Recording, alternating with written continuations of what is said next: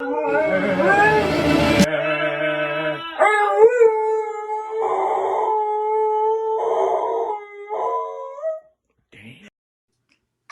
to Let's Review Movies. All right, here we go. We got Juaco, we got Vigo and Pops. We're about to see this movie. Nobody. So do the punch thing. Kid on either side, punch me. Okay. All right. So this is with Bob. We think he's funny. This is gonna be funny. He's gonna play like a guy who's a father, a dad. Made by the guys that made John Wick. That's right. Okay. All right. We gotta hurry up. All right. Bye. Welcome to Let's Review Movies.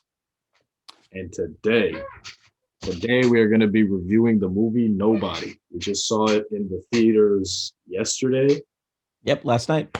It was a pretty good movie. So Yeah. That's the poster for the movie. Pretty accurate representation of the movie. We'll go through the cast real quick now.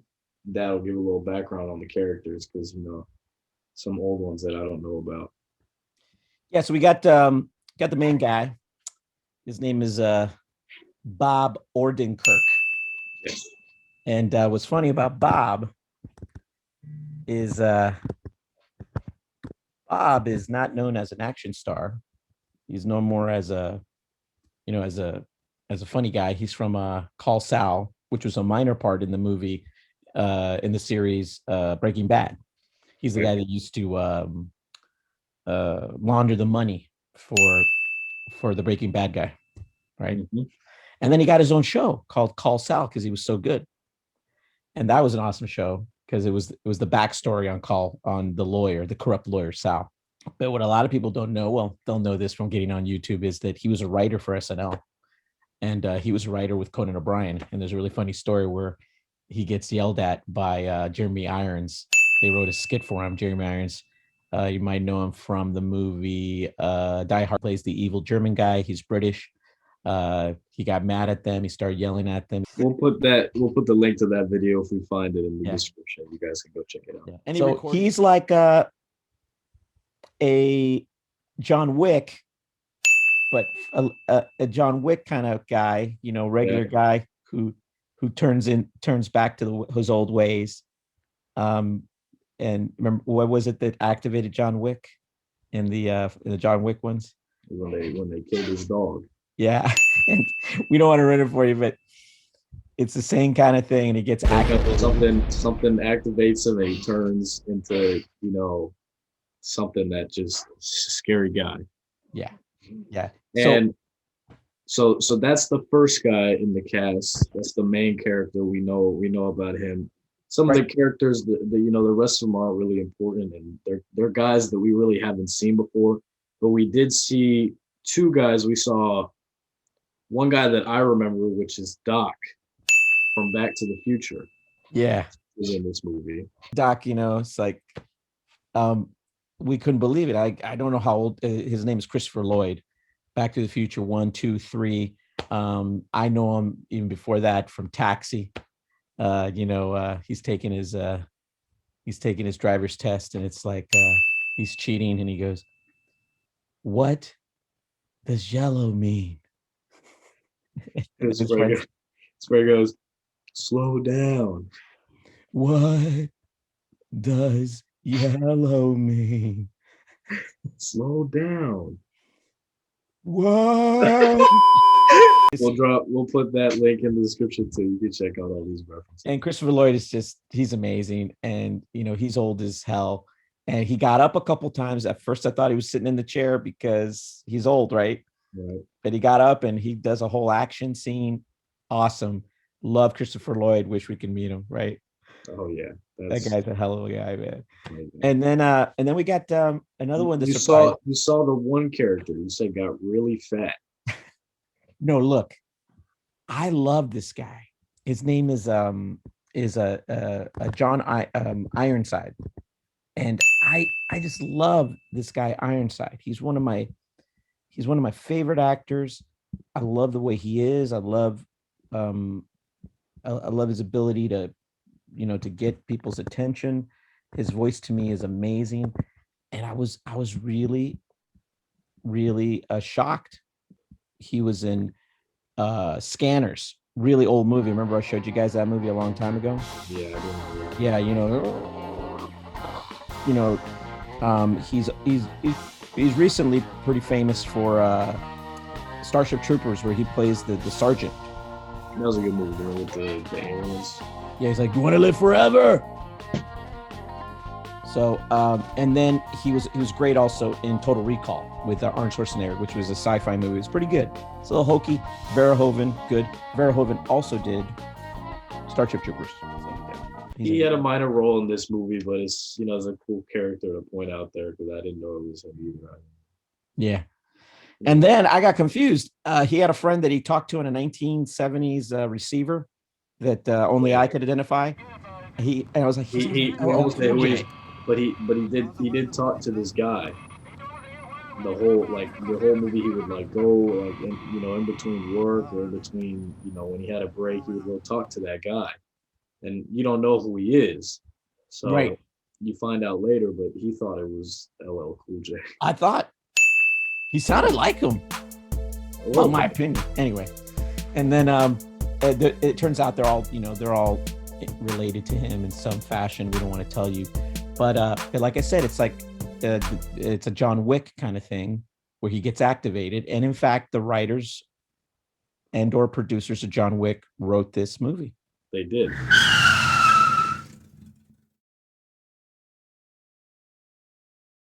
So when you got this Bob or Odenkirk, he's a funny guy, right? And then we see him in this action thing. What did you like about this? The way they portrayed him as like a John Wick. Yeah, I think the big difference between the two movies is, you expect when you're watching a movie about, a guy that's like John Wick and it's made by the guys that made John Wick, you think it's going to be the same. Right. But they really found a way to differentiate it because the guy, John Wick, looks like a scary guy. He's tall, he's in shape. He's, he doesn't really have a normal life. You see him at the beginning, he lives in a big house with, his dog. And, you don't think he's a normal guy. This guy truly is normal. They started off by him going to work, him working out. He's got 2 kids and a wife. Yeah. And, he dresses like a normal guy. He doesn't dress in cool clothing, suits, none of that. He just puts on a jacket and some jeans and he goes out. And it's not like he doesn't dress cool. It's right. He doesn't dress from this time period. Right. It's like he has the same clothes that he had 15 years ago, 20 years ago. I got rid of that, but it was kind of scary to watch him wake up in the morning, Monday, Tuesday, Wednesday, go to work, drink coffee, forget to take the trash out. Oh my God. And he works out. And he works out like me. Does pull-ups. But it's a 50-something workout. Yeah. He's jogging as slow as I do. And, I've lost 24 pounds. It was funny watching this because I know you guys were like, oh my God, it's Pops. And forgetting to take the trash out, working out. He couldn't be much taller than me. This is me. I was like, he was probably 5'9". Yeah, I'm sorry. Okay, so he's taller. All right. His wife is played by Connie Nielsen, and you'll know her. She's been around, and you'll know her from. Yeah, that's where I remember one of her most famous movies. She was in Gladiator, dude. She was the main woman in Gladiator. Commodus's sister that Russell Crowe, who was the Gladiator, had a relationship with her. Very beautiful. Oh, yeah. It's just been years, man. She looks great, doesn't she? She does. Yeah. She's a very beautiful woman. And a great actress. It's just been years. Very subtle. So the whole premise, if we talk about the premises, like we said, he gets activated. So obviously he's not who you think he is. And but you were saying what you liked about the movie was, he's like a regular person, but also when he gets activated, like it's not your typical. Right. Like he's not, John Wick, he turns into this killer and he's like unstoppable. Right. Like you could probably get a punch off on him, but he is unstoppable. And especially in the first movie. And this one, he gets into his first fight and he's like, he's getting punched back. Like literally the first move he makes, he gets hit first. He ran right into a punch. Right. Because he's clearly rusty. We know that that he's been living this life with his family, and he still plays the role of a normal guy. He's getting beat up too. He's not a perfect fighter, but he is pretty scary. Pretty scary. Yeah, the running joke is when we don't want to give you a lot of information, but when people find out, like they do their investigation of who he is, there's this running joke, locking doors, saying, "Oh, I'm sorry, I gotta go." They're like, "Oh, this is the Antichrist. This is the devil incarnate." And then it's like a guy like me, just a normal guy, and you're like, "What?" You got to dispense with reality. This was a good one to see, that we just wanted to break, and we got to dispense with reality. And I really love it that a guy like him got this role. I mean, he's funny as hell. And so the movie is a parody almost. And when you get to the end of the movie, it's a total off the wall parody. Oh my God. Yeah. It was kind of normal in the beginning. Yeah. Like in the beginning, I'm like, okay, I like this. The fighting it's cool.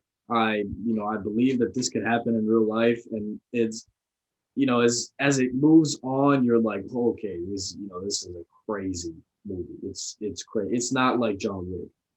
No. It's nothing like John Wick. And it becomes a little bit ridiculous in the end, but that's the thing. You got to dispense with it. And so Vigo was with us, and we'll put in when we get to the movie theater and all that, you'll see it. He gave some inputs. Yeah. Well, he really liked the music. He was dancing in the theater. It was some old music. We were being really loud in that theater, man. We were just having a good time. They're playing music like Did It My Way, Frank Sinatra, really old school stuff. The way they coordinated that, you guys being the millennials, you loved it. It was actually pretty good. It was good music, and it matched the moments. It was it was funny. I like the music. Yeah. So, but it's a nice ride, and there's a setup, in my opinion, for a part 2. Yeah. It's definitely going to take away the mysterious aspect of it, because we're keeping it secret here for you, so that when you're watching it, all these secrets that come out and all these things that happen, it's still going to leave you in shock, because we don't want to spoil that. And I said this, when we left the movie, and you said that there could be a part 2. It'll have a part 2. There could be a chance for a part 2, but it's not going to be as mysterious anymore, because they really reveal his whole life in that first movie. John Wick wasn't like that. Yeah, John Wick, there was that organization, and it kept on unfolding, different characters. Yeah, this one's going to be kind of tough. You know who he is, but you could say the same for John Wick, and that you knew where he was from, but the organization wasn't known. Maybe that'll work. Maybe he'll have more characters come back from the fact we're saying he's like a John Wick is okay. He was like Jack Bauer in 24. He was like an indestructible beat up Timex watch. Yeah. And I was saying, oh my God, he's like Jack Bauer. And funny things like, you're laughing at things that should make you, you shouldn't be indifferent to the violence, but you're laughing at things going, oh man, did he just do that? Right. Did he just get stabbed? We're like, did that car just crash and bounce off a freaking a telephone pole? It was crazy. Like it's just an overall fun movie, and it's not dragged along. I think the pace was really well too. Like it built up in a good way. It was, it didn't take forever to build up. They unraveled it pretty well. It was an overall good movie. So I saw Bob Odenkirk get interviewed, and he said that he was training for 2 years, before COVID. he was trained by the guys that do John Wick, fight scenes, and they do everybody. He named the company. It's like a company that does this. So I thought he had to get into shape. It really reminded me of trying to get into shape. Somebody tried to teach me all this martial arts, but it was less than it was more hand-to-hand combat. So I always do this. It reminds me of all kinds of movies. I already said, I always do the lineup where they come from, because I'm interrupting you guys. I'm going, that guy was in, oh my God, that guy. One of the things is, this has been done before, like all movies, in different ways. And one of the movies that I really like with Gene Hackman, that movie, he plays a regular guy, a father, kind of boring. It's his kids. His kids don't really respect him. His wife thinks he's just a boring guy, settled in 20 years, just like in Nobody. And then he gets activated. And that one is more serious. And Gene Hackman's an amazing actor. All right, man. I think that's it. We don't want to extend it any longer. Yeah, we want to keep it a secret. You spiel, Mark. All right. Thank you guys so much for watching this video. Let us know if you want us to do any more movie reviews. You just drop any movie in the comments and we'll do it. We'll make sure that, we'll get to that movie. And make sure you go check out our other ones. We do have The Godfather. We got 1 and 2, Goodfellas. We got those ones too.